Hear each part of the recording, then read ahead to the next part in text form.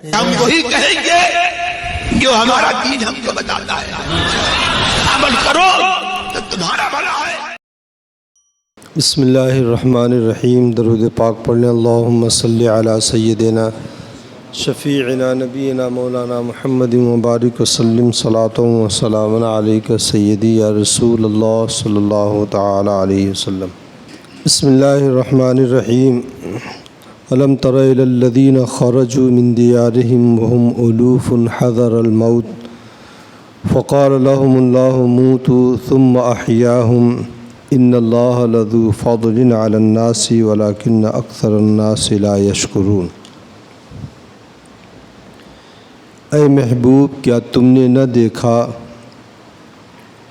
انہیں جو اپنے گھر سے نکلے وہ ہزاروں تھے موت کے ڈر سے۔ فقال لهم اللہ موتوا، تو اللہ نے ان سے فرمایا مر جاؤ۔ ثم احیاہم، پھر انہیں زندہ فرما دیا۔ ان اللہ لذو فضل علی الناس ولکن اکثر الناس لا یشکرون۔ بے شک اللہ لوگوں پر فضل کرنے والا ہے مگر اکثر لوگ ناشکرے ہیں۔ قرآن پاک میں کچھ انبیاء کرام علیہم الصلاۃ والتسلیم کا واقعہ ان کے نام کے ساتھ یا واقعہ ذکر ہے، اور کچھ انبیاء کرام علیہم الصلاۃ والتسلیم کا ذکر نہیں ہے۔ اللہ رب العزت نے فرمایا منہم من قصصنا علیک ومنہم من لم نقصص علیک، کہ کچھ انبیاء کا ہم نے واقعہ بیان کیا، کچھ کا نہیں۔ حضرت عمر فاروق رضی اللہ تعالیٰ عنہ مسجد نبوی شریف میں نماز پڑھ رہے تھے، تو ان کے پیچھے دو یہودی آپس میں کچھ بات کر رہے تھے، تو حضرت عمر فاروق رضی اللہ تعالیٰ عنہ کے کانوں میں آواز آئی۔ نماز سے فارغ ہونے کے بعد ان کے پاس گئے اور ان سے پوچھا کہ تم کیا باتیں کر رہے تھے؟ تو ان لوگوں نے کہا کہ ہم حضرت حزقیل علیہ الصلاۃ والتسلیم کے واقعے کو بیان کر رہے تھے، جس کا واقعہ ابھی بتاتا ہوں آپ کو۔ کہا وہ کیا واقعہ؟ کہا انہوں نے اتنے مردوں کو زندہ کر دیا تھا۔ تو حضرت عمر فاروق رضی اللہ تعالیٰ عنہ نے کہا قرآن میں تو صرف حضرت عیسیٰ علیہ الصلاۃ والتسلیم کے حوالے سے ہم جانتے ہیں کہ انہوں نے مردوں کو زندہ کیا، اور کسی کے بارے میں تو نہیں جانتے۔ تو ان لوگوں نے کیا تمہارے قرآن میں یہ آیت نہیں ہے منہم من لم نقصص علیک، کہ کچھ انبیاء کا واقعہ ہم نے بیان نہیں کیا ہے؟ تو حضرت عمر فاروق رضی اللہ تعالیٰ عنہ نے نہ انکار کیا نہ اقرار کیا حضرت حزقیل کے واقعے کو، اور پھر بارگاہ رسالت میں آئے تو حضور صلی اللہ علیہ وسلم کے پاس یہ واقعہ ذکر کیا، تو یہ آیت کریمہ حضرت عمر فاروق رضی اللہ تعالیٰ عنہ کے اس واقعے کے تعلق سے اتری، اور حضرت حزقیل علیہ الصلاۃ والتسلیم کا جو واقعہ تھا مردوں کو زندہ کرنے کا، جس کے بارے میں یہودی باتیں کر رہے تھے، یہ ان کی تائید میں اتری۔ حضرت عمر فاروق رضی اللہ تعالیٰ عنہ سے جب یہودیوں نے بتایا کہ حضرت حزقیل نے مردوں کو زندہ کر دیا، تو حضرت عمر نے انکار نہیں کیا تھا، صرف اتنا کہا تھا کہ ہم تو صرف حضرت عیسیٰ کے بارے میں جانتے ہیں، انکار نہیں کیا تھا۔ اور یہی ایک مومن کا طریقہ ہونا چاہیے کہ اگر انبیاء کرام علیہ الصلاۃ والتسلیم کے حوالے سے توریت و انجیل کی کوئی بات کوئی بیان کرے تو اسے ڈائریکٹ انکار نہیں کرنا چاہیے، اور نہ اس کا اقرار کرنا چاہیے، خاموش رہنا چاہیے، کیونکہ انکار تو اس لیے نہیں کہ ہو سکتا ہے کہ توریت و انجیل میں جو حصہ محفوظ ہے اس میں سے ان لوگوں نے بیان کیا ہے تو وہ حق ہوگا اور اللہ تبارک و تعالیٰ کے سچے کلام کا حصہ ہوگا، تو اگر انکار کریں گے تو اللہ کی سابقہ کتابوں میں سے کتاب کی کچھ آیات کا انکار لازم آئے گا، اور اگر اقرار کر لیں گے تو ہو سکتا ہے وہ واقعہ یہودیوں اور عیسائیوں نے گڑھ لیا ہو، تو ایک انسان کی وہ بات مانی جائے گی اور ایک انسان کی بنائی ہوئی بات کو اللہ کا کلام ماننا یہ بھی کفر ہے۔ اس لیے ڈائریکٹ نہ انکار کیا جائے نہ اقرار کیا جائے۔ ہمارے دین کے جو موافق ہو اسے مان لیا جائے، جو ہمارے دین اور شریعت کے موافق ہو اسے مان لیا جائے۔ اچھا، تو یہ آیت کریمہ نازل ہوئی کیا ہے؟ الم تر الی الذین خرجوا من دیارہم، حضور صلی اللہ علیہ وسلم سے خطاب ہے کہ اے محبوب کیا تم نے نہ دیکھا تھا ان کو جو اپنے گھروں سے نکلے۔ یہ حضرت حزقیل علیہ الصلاۃ والتسلیم سے پہلے کا واقعہ ہے۔ قرآن پاک میں 4 انبیاء کرام علیہ الصلاۃ والتسلیم کا ایسا واقعہ ذکر ہے جنہوں نے مردوں کو زندہ کیا۔ ایک تو حضرت حزقیل کا یہ واقعہ جو آگے آ رہا ہے، اور دوسرا حضرت ابراہیم علیہ الصلاۃ والتسلیم کا واقعہ جو 4 جانوروں کو آپ نے زندہ کیا تھا، اور اس کا ذکر جو ہے 3 پارے میں ہے، اور تیسرا حضرت عزیر علیہ الصلاۃ والتسلیم کا واقعہ یہ بھی جو ہے 3 پارے میں، جنہوں نے گدھے کو زندہ کیا تھا اپنے، اور چوتھا حضرت عیسیٰ علیہ الصلاۃ والتسلیم کا واقعہ کہ وہ جب چاہتے تھے بحکم الہی مردے کو زندہ کر دیا کرتے تھے۔ یہ 4 انبیاء کرام کا مردوں کو زندہ کرنے کا واقعہ قرآن پاک میں ہے۔ اور رہی بات ہمارے نبی صلی اللہ علیہ وسلم کے حوالے سے، تو حضور صلی اللہ علیہ وسلم نے بھی بے شمار مردوں کو زندہ کیا ہے، لیکن وہ واقعات قرآن میں نہیں بلکہ احادیث طیبہ میں ہیں اور تاریخ و سیر میں ملیں گے۔ حضرت حزقیل علیہ الصلاۃ والتسلیم یہ حضرت موسیٰ علیہ الصلاۃ والتسلیم کے 3 خلیفہ تھے۔ حضرت موسیٰ علیہ الصلاۃ والتسلیم کے بعد حضرت موسیٰ کی شریعت کو پھیلانے کی ذمہ داری حضرت یوشع بن نون پر آئی، اور حضرت یوشع بن نون کے بعد ناب یا اناب اس طرح کوئی نام تھا ان کو ملی، اور پھر حضرت حزقیل علیہ الصلاۃ والتسلیم۔ انہی کو ذوالکفل بھی کہا جاتا ہے، نام سنے ہوں گے حضرت ذوالکفل، انہی کو ذوالکفل کہا جاتا ہے۔ ذوالکفل ان کی کنیت ہے، چونکہ انہوں نے اپنے زمانے میں 70 انبیاء کرام علیہ الصلاۃ والتسلیم کی ضمانت لے کر کے ان کی جان بچائی تھی یہودیوں سے، اس لیے ذوالکفل کہا جاتا ہے۔ کفل مطلب کفالت لینے والا، ضمانت لینے والا، اس لیے ان کو حضرت ذوالکفل کہا جاتا ہے۔ وہم الوف، وہ ہزاروں تھے۔ کتنے تھے؟ ایک روایت میں آتا ہے کہ 30,000 تھے، حضرت عبداللہ ابن عباس فرماتے ہیں 40,000 تھے، اور ایک روایت میں آتا ہے حضرت عطا ابن ابی رباح فرماتے ہیں 70,000 وہ لوگ تھے۔ کہاں سے نکلے؟ اپنے گھروں سے نکلے، حذر الموت، موت کے خوف سے، موت کے ڈر سے۔ اصل میں واسط ایک علاقہ ہے جو ایران کے حدود میں اس وقت پڑتا ہے، تو واسط کے علاقے میں ایک گاؤں تھا، وہاں پر ایک مرتبہ طاعون آیا۔ جب طاعون آیا تو جو امیر و کبیر اور صاحب ثروت تھے ان لوگوں نے، طاعون جیسے ہی آیا وہ لوگ شہر چھوڑ کر کے جنگلوں میں، پہاڑی علاقوں میں وہ لوگ چلے گئے، اور جو غریب تھے وہ کہیں نہیں جا سکے، تو طاعون کی وجہ سے بہت سے غربا ہلاک ہو گئے۔ اور پھر جب یہ بیماری ختم ہوئی تو وہ لوگ جو دیہاتوں میں یا پہاڑوں پر یا جنگلات میں چلے گئے تھے واپس آئے تو وہ سب بچ گئے تھے، یعنی بھاگنے والے بچ گئے اور نہ بھاگنے والے جو ہے طاعون کی لپیٹ میں آ گئے۔ تو ان لوگوں نے سوچا کہ یہ سب کے سب بچ گئے ہیں، ان لوگوں نے بہت اچھا کام کیا، بہت ہوشیار اور چالاک ہیں، آئندہ اگر ایسی کوئی مصیبت آئے گی تو ہم لوگ بھی یہی کریں گے۔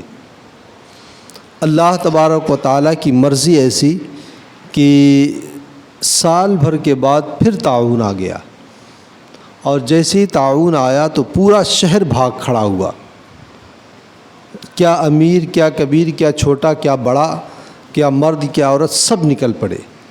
تو ان کی تعداد بروایت اختلاف 30,000 یا 40,000 یا 70,000 تھی، اور یہ سب کے سب جب نکلے اور ایک پہاڑی علاقے میں پہنچے تو اللہ تبارک و تعالیٰ کے حکم سے ایک فرشتہ آیا اور اس نے چنگاڑ کر کے کہا موتو جمیعاً، کہ سب کے سب مر جاؤ. تو وہیں پر سب کے سب مر گئے. تو جس چیز کے خوف سے وہ نکلے تھے وہی چیز انہیں جا کر کے وہاں مل گئی. موت سے بچنے کے لیے نکلے تھے اور موت وہاں جا کر کے ان کو آ گئی. موت اسی لیے کہتے ہیں کہ موت سے کوئی بھی نہیں بھاگ سکتا ہے. جہاں پہ جس کی موت لکھی ہے وہاں پر اسباب اسے کھینچ کر کے لے کے چلے جائیں گے.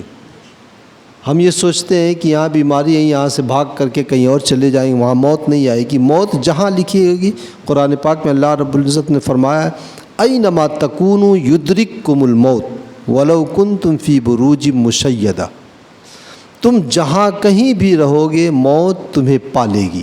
ولو کنتم فی بروج مشیدہ، مضبوط قلعے میں بھی بند ہو جاؤ تب بھی جو ہے موت وہاں پہ پہنچ جائے گی. تو موت جہاں پہ جس طرح جس وقت لکھی ہے وہیں پر اسی طرح اسی وقت آئے گی. حضرت سلیمان علیہ الصلاۃ والتسلیم اللہ کے نبی تھے. تو یہ بیٹھے ہوئے تھے تو حضرت ملک الموت آئے. تو ایک شخص ہی ان کے دربار میں بیٹھا تھا. تو حضرت ملک الموت نے اس آدمی کو گھور گھور کر کے دیکھا اور پھر حضرت سلیمان علیہ الصلاۃ والتسلیم کے بارگاہ سے وہ اٹھ گیا. تو اس شخص نے کہا کہ حضرت یہ جو آدمی ابھی آئے تھے یہ مجھ کو گھور گھور کر کے کیوں دیکھ رہے تھے، مجھ کو بہت ڈر لگ رہا ہے. تو انہوں نے کہا کہ یہ ملک الموت تھے، اب یہ تم کو کیوں گھور گھور کر کے دیکھ رہے تھے وہ تو میں نہیں جانتا ہوں. تو ملک الموت کا نام سن کر کے ہی وہ پریشان ہو گیا اور اس نے کہا کہ آپ کی حکومت ہواؤں پر بھی ہے، آپ ہوا کو حکم دیجئے مجھے اڑا کر کے ہندوستان میں پہنچا دے. اس کے بعد حضرت ملک الموت جب آئے ادھر حضرت سلیمان علیہ الصلاۃ والتسلیم نے ہوا کو حکم دیا، وہ ہوا کے دوش پر سوار ہوا، ہندوستان کے اس میں چل دیا. ادھر حضرت ملک الموت جب دوبارہ آئے تو حضرت ملک الموت نے کہا کہ میرے ایک امتی یہاں بیٹھا ہوا تھا، تم اسے گھور گھور کر کے کیوں دیکھ رہے تھے؟ تو حضرت ملک الموت نے کہا کہ حضور میں اسے گھور کر کے اس لیے دیکھ رہا تھا کہ اس کی موت کا وقت قریب آ چکا تھا. اس کی روح مجھے قبض کرنے کا حکم ہوا تھا کہ ہندوستان کی سرزمین پر میں اس کی روح قبض کروں. تو میں گھور کے اس لیے دیکھ رہا تھا کہ وہ تو یہاں بیٹھا ہے اور وقت اس کا آ پہنچا ہے. ادھر وہ ہوا کے دوش پر سوار ہو کر کے ہندوستان پہنچا ہے، حضرت ملک الموت پہنچ کر کے روح قبض کر لیے. تو موت سے کوئی بھاگ نہیں سکتا ہے. تو یہ لوگ بھی بھاگ کھڑے ہوئے تھے اور وہاں پہ پہاڑی علاقے میں جب پہنچے ہیں تو اللہ تبارک و تعالیٰ نے فرشتے کو حکم دیا، فرشتے نے کہا موتو، سب کے سب مر گئے وہیں پر پڑے رہے.